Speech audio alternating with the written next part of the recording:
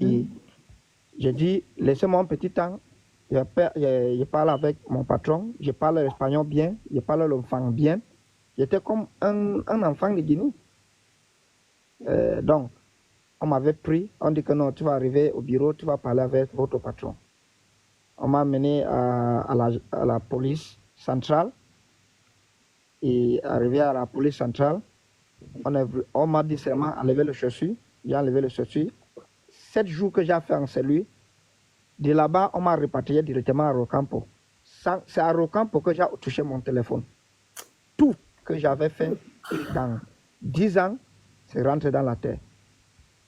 C'est comme ça que les Guinéens quand sont. Et les Guinéens, il y a certains Guinéens qui sont très contents pour ce que ça se passe. Mais ce que je veux lui dire à les Guinéens, c'est que il y a certains, il attend que le gouvernement camerounais réagisse. Mais le gouvernement camerounais ne peut pas réagir parce que c'est un gouvernement très très puissant et très grand quand on te respecte. Cool.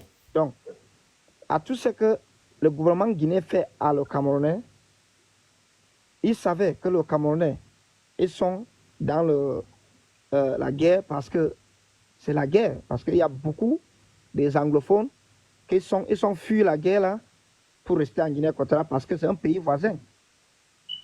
Ils font les répartiments, qu'ils partent chez eux.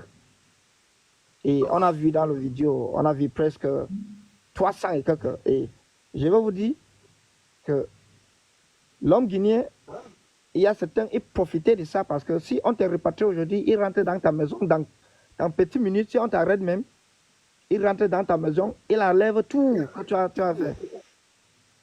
Le bailleur, il prend l'opportunité, il enlève tout.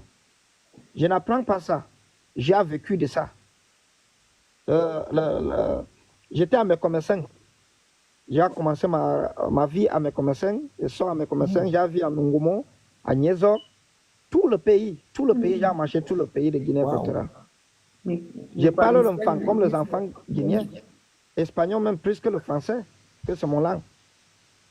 Donc, c'est que si les gens que